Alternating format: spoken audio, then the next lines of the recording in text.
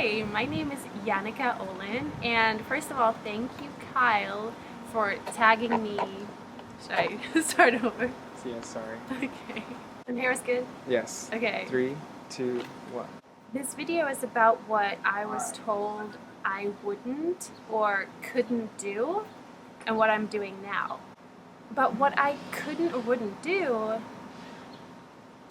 like, who ever said that to me? I realized, well, that's me. Like, that little voice inside my head is the only person who has ever told me that, no, you can't do that, you're not good enough to do that. I moved out here to Los Angeles 3 years ago, and I did a couple of commercials, but I never felt really fulfilled. And I started wondering about 2 years ago, what's my purpose? I am just another blonde, blue-eyed young girl who wants to be an actress. How exciting is that? And I just felt like I don't know what I'm doing or what my purpose is. So about 2 years ago, as my face and my hair was on national television in Sweden for a hair product commercial, I was actually losing my hair.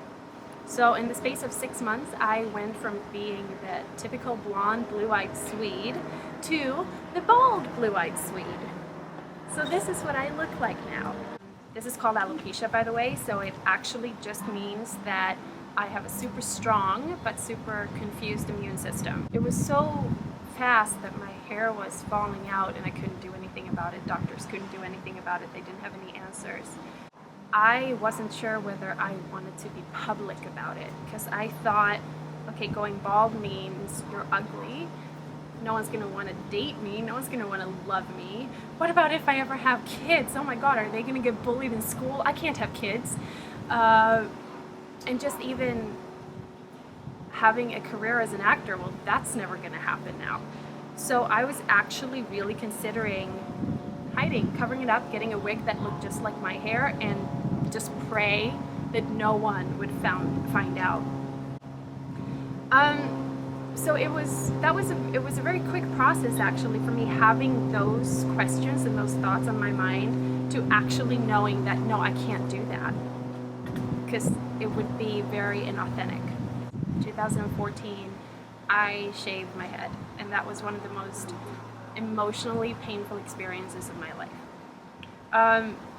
It was actually the same pain as when I lost my mother, and that sounds really weird, but it's something that you've always known yourself to have, like your parents. You've always known yourself to have your parents around. And your hair, I had never seen my scalp. I was born with more hair than I have now. So it was a very interesting and amazing experience to actually get to experience that. And that was my rebirth. And from that moment on, I knew that I have to just keep sharing of myself and sharing who I am now and be authentic and allow myself to be vulnerable even when it's scary. What I get to do now, out of having embraced my baldness and the fact that I have an autoimmune condition, is I'm now booking more acting work. I get to model now. When you get to discover that you are not your attractiveness, you're not your hair, or you're not your physique, you're not your smile, you just have it and it's an expression of who you are on the inside, but it doesn't define who you are. You actually get to create who you are. So my life could not be any more of a blessing. So so I'll do that end bit. Power. Okay. That's the best. Yeah. Do you want to press record? It's been recording. Really? You're so silly. Yeah. I think so.